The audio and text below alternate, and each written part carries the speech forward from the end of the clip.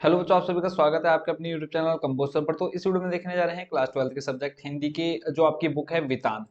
ठीक है, उसमें जो मोस्ट इंपोर्टेंट क्वेश्चन है वही आपके इस वीडियो में देखने को आपको मिलने वाले हैं। और इससे पहले मैं आपको जो आपका काव्य खंड, गद्य खंड और उससे पहले आपका ग्रामर वाला सेक्शन है वो, और जो आपका पत्रकारिता वाला जनसंचार माध्यम है वो ऑलरेडी आपको उसकी वीडियो प्रोवाइड करा चुका हूँ। डिस्क्रिप्शन में आपको लिंक मिल जाएगा, या फिर आप सिंपली सर्च करते हैं क्लास 12 हिंदी कंपोस्टर, आपको वो वीडियो देखने को मिल जाएंगी। तो देर ना करते हैं वीडियो को स्टार्ट। पहला प्रश्न आप देख पा रहे हैं बच्चों स्क्रीन पर। और उससे पहले जिन बच्चों ने अभी तक चैनल को सब्सक्राइब नहीं किया है, चैनल को जरूर सब्सक्राइब कर लीजिएगा ताकि जो भी आने वाली वीडियोज है उसका नोटिफिकेशन आपको तुरंत देखने को मिल जाए। पहला प्रश्न है, यशोधर बाबू तेजी से बदलते समाज के अनुरूप अपने को नहीं ढाल सके। सिल्वर वेडिंग कहानी के आधार पर इस कथन को स्पष्ट कीजिए। और मोस्ट रिपीटेड क्वेश्चन है, और ये 100% हर साल आपकी एग्जाम में रिपीट होता है। और यही है, यशोधर बाबू के विचार पुराने हैं और वे सहानुभूति के पात्र नहीं है। इस विचार से आप कहाँ तक सहमत है? सिल्वर वेडिंग कहानी के आधार पर बताइए। तो सीधा हम इसके आंसर को पढ़ते हैं। बाकी क्वेश्चन आप देख सकते हैं, बहुत बार ये घुमा फिरा करके क्वेश्चन आपके एग्जाम में आ चुका है। तो आंसर में देख रहे हैं बच्चों आप, यशोधर बाबू और उनकी पत्नी आधुनिक विचारधारा के पोषक नहीं है, फिर भी वह आधुनिकता को उतना तो मानती है जितना मानना उनके लिए आवश्यक होता है। वह ढकोसला नहीं कर सकती।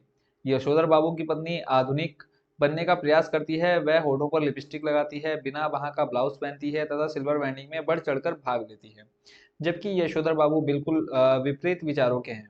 वे अपने ऑफिस के लोगों के कहने पर केवल 30 रुपए देकर उन्हें समझा लेते हैं, पर सहकर्मियों के साथ सम्मिलित नहीं होते।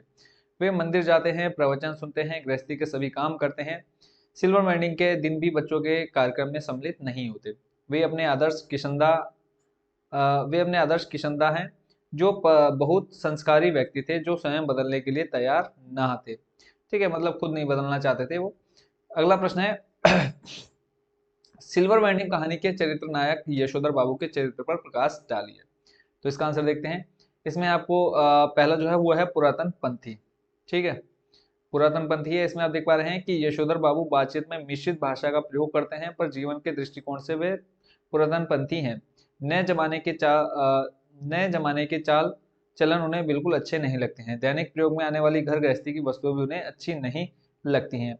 और इसके आगे का जो क्वेश्चन है वो बच्चों इस वीडियो में आया नहीं है, तो मैं इसको तुरंत बोल करके आपको बता देता हूँ, आप लोग सिर्फ इसको सुन लीजिएगा। अच्छी नहीं लगती, उसके आगे देख लेते हैं। इसमें बच्चों आगे का है, और इसको मैं पहले फुल स्क्रीन में ले लेता हूँ। ठीक है, ताकि आप अच्छे से स्क्रीन पर देख पाएँ।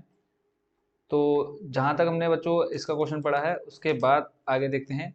नेक्स्ट हमने ये वाला देख लिया, किसके पहला तो हमने पुरातन पंथी पढ़ा। ठीक है, अच्छी नहीं लगती। और उसी के आगे है, जब उनका बेटा fridge, TV, sofa, cooking gas का प्रबंध कर लेता है तब भी उन्हें अच्छा नहीं लगता है। अगला है प्रश्न कह रहा हूँ, इसमें दूसरा पॉइंट है बच्चों, गैर परंपरागत कार्यों के विरोधी। तो इसमें है, अपनी परंपराओं से हटकर कार्य करना यशोधर बाबू को अच्छा नहीं लगता। वे सिल्वर वेंडिंग को गोरे साहबों के चोचले मानते हैं और अनुचित मानते हैं। फिर है ईश्वर पर आस्था। क्या है? ईश्वर पर आस्था। तीसरा पॉइंट आपने देखना है, ईश्वर ईश्वर पर आस्था। ठीक है, तो इसमें आपने क्या देखना है वो मैं आपको जल्दी बता देता हूँ, ध्यान से सुनेंगे आप लोग।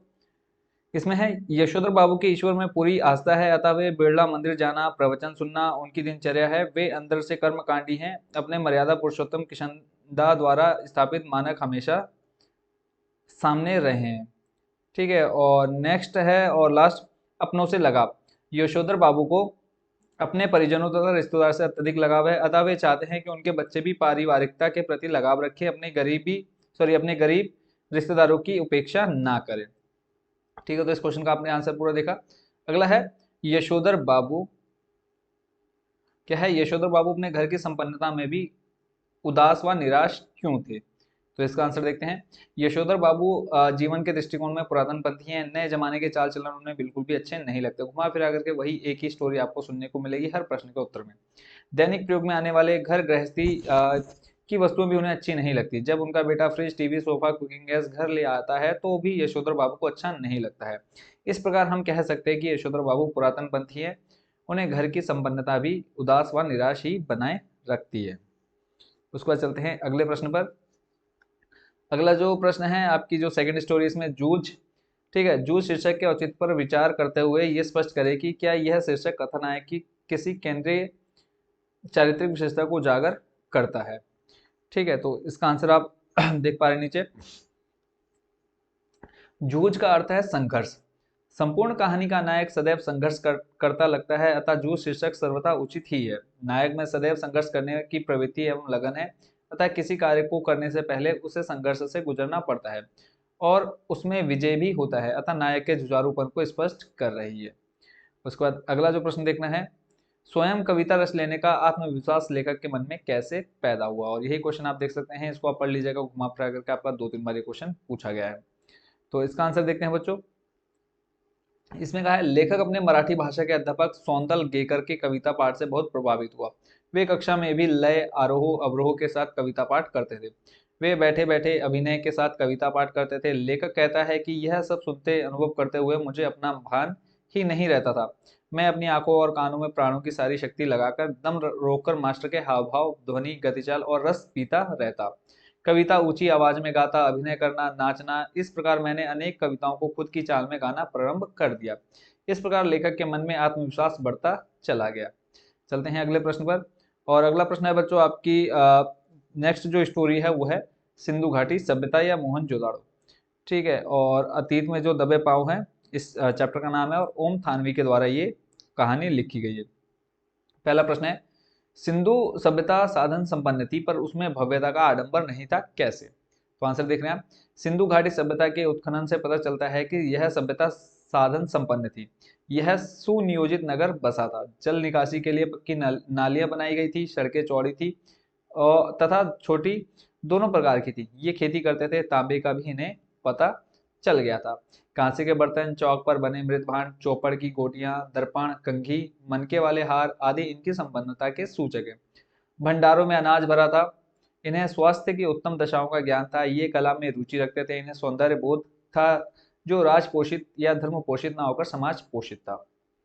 फिर इसमें संपन्नता के बाद भी इस सभ्यता का आडंबर नहीं था। यहाँ ना भव्य राजमहल मिले, ना ही मंदिर। यहाँ राजाओं और महंतों की समाधियां भी नहीं है। यहाँ के मूर्ति शिल्प और औजार भी छोटे हैं और उनके कमरे भी छोटे हैं। प्रभुत्व या दिखावे के लिए कहीं कोई स्थान नहीं है। सिंधु सभ्यता साधन संपन्न थी पर उसमें भव्यता का आडंबर नहीं था। ठीक है, तो ये क्वेश्चन का आंसर आप अच्छे समझ गए। अगला जो प्रश्न है वो है बच्चों कि सिंधु सभ्यता की खूबी उसका सौंदर्य बोध है जो राज पोषित या धर्म पोषित ना होकर समाज पोषित था, ऐसा क्यों कहा गया। तो इसका आंसर बच्चों आप ध्यान से देखेंगे। इसमें कहा है, मोहनजोदाड़ो के लोगों में कला के प्रति प्रेम अधिक था। वास्तुकला, नगर नियोजन, मृद भांड, पशु पक्षियों के चित्र, मोहरों का निर्माण, खिलौने, आभूषण, कुंड संयोजन सभी कला रूप हैं। एक पुरातत्ववेत्ता के अनुसार सिंधु सभ्यता की खूबी उसका सौंदर्य बोध है जो राज पोषित या धर्म पोषित ना होकर समाज पोषित था। उसके बाद चलते हैं अगले प्रश्न पर। अगला प्रश्न है, सिंधु घाटी सभ्यता की प्रमुख विशेषताएं बताइए। या फिर यही क्वेश्चन आपका देख लो, कितने मोस्ट रिपीटेड और बार बार क्वेश्चन आपके एग्जाम में देखने को मिला है। तो इसके बारे में हम पूरा डिटेल से पढ़ते हैं कि सिंधु घाटी के लोगों में कला या सुरुचि का महत्व ज्यादा था। वास्तुकला या नगर नियोजन ही नहीं, धातु और पत्थर की मूर्तियां, मृद भांड, उन पर चित्रित मनुष्य, वनस्पति और पशु पक्षियों की छवियां, सुनिर्मित मोहरे, उन पर बारीकी से उत्कीर्ण आकृतियां, खिलौने, केश विन्यास, आभूषण और सबसे ऊपर सुघड़ अक्षरों का लिपि रूप सिंधु सभ्यता को तकनीक सिद्ध से ज्यादा कला सिद्ध जाहिर करता है। एक पुरातत्ववेत्ता के मुताबिक सिंधु सभ्यता की खूबी उसका सौंदर्य बोध है जो राज पोषित या धर्म पोषित ना होकर समाज पोषित था। शायद इसलिए आकार की भव्यता की जगह उसमें कला की भव्यता दिखाई देती है। इस प्रकार सिंधु सभ्यता के सबसे बड़े नगर मोहनजोदाड़ो की नगर निर्माण योजना हमें अभिभूत करती है। यह नगर योजना आज के सेक्टरों में बसी कॉलोनियों की अपेक्षा अधिक रचनात्मक थी। इसका कारण यह है कि उसकी बसावट शहर के स्वयं विकसित होने के लिए आवश्यक अवकाश भी छोड़कर चलती थी। ठीक है, तो ये था इस क्वेश्चन का आंसर। अब उसके बाद चलते हैं अगले प्रश्न की तरफ। और इस चैप्टर में खास करके इतना ही। और इसका जो 4th चैप्टर है वो है डायरी के पन्ने, एनी फ्रैंक के द्वारा जो लिखी गई कहानी है। तो उसमें वो जो आपका है वो आउट ऑफ सिलेबस है, यानी चैप्टर से आपका हट चुका है, तो उसको आपने नहीं देखना है फिलहाल। इस जो आपकी बुक है वितान, इसमें जो आपके 3-4 चैप्टर थे उससे रिलेटेड जो आपके मोस्ट इंपोर्टेंट प्रश्न थे वो आपने देख लिए। और यहाँ पे एक क्वेश्चन मैं आपको और बता देता हूँ, वो है सिल्वर वेंडिंग का क्या अर्थ है, किसकी सिल्वर वेंडिंग की बात चल रही है। तो आंसर है आपका यशोधर बाबू की शादी की 25वीं वर्षगांठ यानी सिल्वर वेंडिंग। यहाँ पर यशोधर बाबू की शादी की वर्षगांठ की बात चल रही है। यशोधर बाबू बताते हैं कि आई वॉज मैरिड ऑन 6 फरवरी 1947। तो ये क्वेश्चन एक और आपने देख लेना है। इसके अलावा एक था क्वेश्चन, इसमें था कि सम हाउ इम्प्रॉपर। ठीक है, तो इसमें देखो सम क्वेश्चन मैं आपको बता देता हूँ, अगर आपके पास इसका आंसर हो तो आप याद कर लीजिएगा। सम हाउ इम्प्रॉपर वाक्यांश का प्रयोग यशोधर बाबू लगभग हर वाक्य के प्रारंभ में तकिया कलाम की तरह करते थे। इस वाक्यांश का उनके व्यक्तित्व और कहानी की कथ्य से क्या संबंध बनता है? ठीक है, तो जल्दी जल्दी इसका आंसर भी बता देता हूँ। तो इसमें है, यशोधर बाबू सिद्धांतवादी व्यक्ति हैं, उन्हें जो बात उचित नहीं लगती तो उनके मुंह से अचानक निकल जाता है सम हाउ इम्प्रॉपर। वे सिल्वर लाइनिंग को इम्प्रॉपर कहते हैं। वे निम्न अवसरों पर समहाउ इम्प्रॉपर शब्द का प्रयोग करते हैं। पहला तो अपने साधारण पुत्र को 1500 की असाधारण नौकरी मिलने पर। दूसरा, डीडीए फ्लैट के लिए पैसा ना जमा करने पर। तीसरा, पुत्री द्वारा पतलून व ऊंची हील की सैंडल पहनने पर। चौथा है, गैस के चूल्हे पर बनी रोटी देखकर। पांचवा है, सिल्वर बैनिंग के आयोजन पर। ठीक है, तो इनसे हमें पता चलता है कि वो एक क्या थे, सिद्धांतवादी व्यक्ति थे। तो इस आपकी जो बुक है वितान, इसके जो सारे मोस्ट इंपोर्टेंट क्वेश्चन थे वो जो आपने देख लिए। आई होप कि इन सभी क्वेश्चंस को आप अच्छे से प्रिपेयर कर लेंगे, और फिर भी किसी क्वेश्चन में आपको डाउट हो तो एनी टाइप आप कमेंट बॉक्स में पूछ सकते हैं। और सभी को बेस्ट विशेष आपके बोर्ड एग्जाम के लिए। मिलते हैं नेक्स्ट वीडियो में, जो आपका संस्कृत वाला पोर्शन रह गया उसको लेकर के आएंगे। और अगेन आप सभी को best wishes for your board exam, and thank you so much watching for this video. और चैनल को सब्सक्राइब करना बिल्कुल भी नहीं भूलिएगा।